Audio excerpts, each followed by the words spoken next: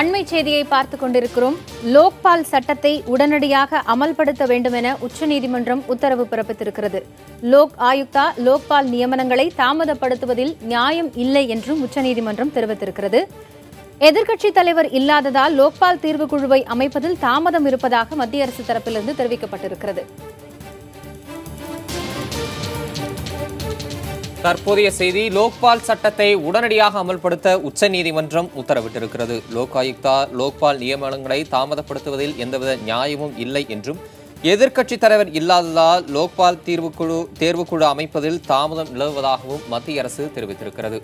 ஊழலை ஒழிக்க வகை செய்யும் சட்டம் லோக்பால் சட்டம் என்றும், அதனை உடனடியாக நிறைவேற்ற வேண்டும் என்றும் சமூக ஆர்வலர்கள் தொடர்ச்சியாக குரல் கொடுத்து வருவது என்பது குறிப்பிடத்தக்கது.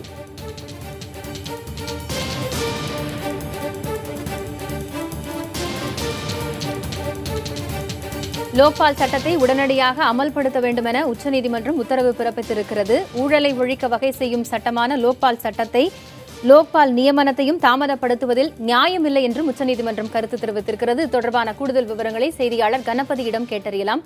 கணபதி, லோக்பால் சட்டத்தை உடனடியாக அமல்படுத்த வேண்டும் என மத்திய அரசுக்கு உச்சநீதிமன்றம் உத்தரவு பிறப்பித்திருக்கிறது. இந்த உத்தரவினுடைய சாராம்சங்கள் என்னென்ன?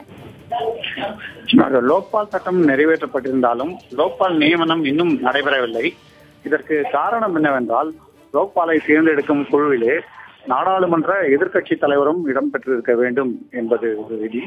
ஆனால் 2014 மக்களவை தேர்தலுக்கு பிறகு நாடாளுமன்றத்திலே காங்கிரஸ் கட்சிக்கு எதிர்க்கட்சி அந்தஸ்தை பெறும் அளவுக்கு கூட இடங்கள் கிடைக்கவில்லை. வெறும் 44 இடங்கள் மட்டுமே கிடைத்திருப்பதால் காங்கிரஸ் கட்சிக்கு எதிர்க்கட்சி அந்தஸ்து கொடுக்கப்படவில்லை. ஆகவே லோக்பாலை தேர்ந்தெடுக்கக்கூடிய குழுவை அமைக்க முடியவில்லை.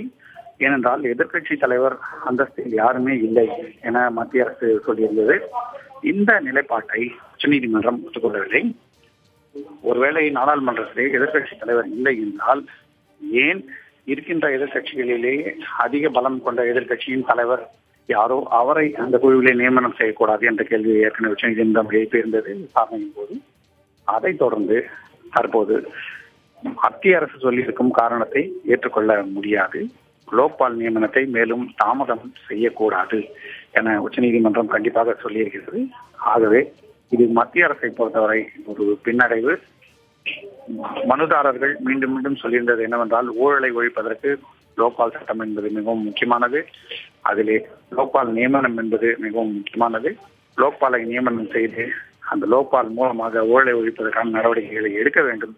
அதை எடுப்பதை தாமதப்படுத்துவது மேலும் ஊழலுக்கு வழி செய்வதாக தான் அமைந்துவிடும் என்பது.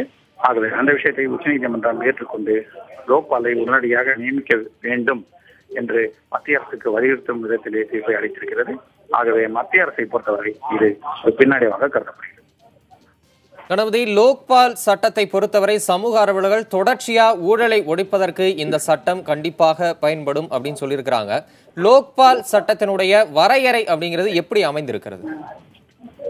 லோக்பால் சட்டத்திலே லோக்பாலாக நியமிக்கப்படுபவருக்கு அதிக அளவில் அதிகாரங்களை கொடுத்து, அதாவது அவர் அரசு கட்டுப்பாட்டிலே வராமல் அரசின் கைப்பாவையாக செயல்படக்கூடிய சூழ்நிலை இல்லாமல் சுதந்திரமாக செயல்பட்டு ஊழலை ஒழிப்பதற்கான நடவடிக்கைகளை எடுக்க வேண்டும்.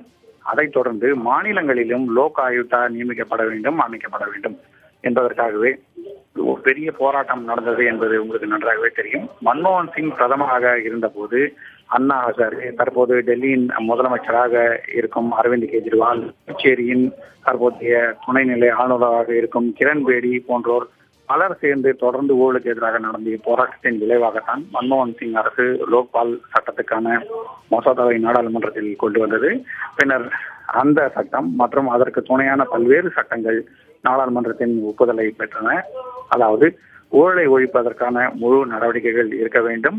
சிபிஐ போன்ற அமைப்புகள் அரசின் கட்டுப்பாட்டில் வரக்கூடும் என்பதால் அவற்றின் மூலமாக ஊழலை ஒழிப்பதை விட லோக்பால் மூலமாக ஒரு சுதந்திரமாக செயல்படும் அமைப்பு மூலமாக ஊழலை ஒழிக்க வேண்டும், ஊழலை கட்டுப்படுத்த வேண்டும், அரசாங்கத்தில் ஊழல் இருக்கக்கூடாது என்று தொடர்ந்து வலியுறுத்தப்பட்டது.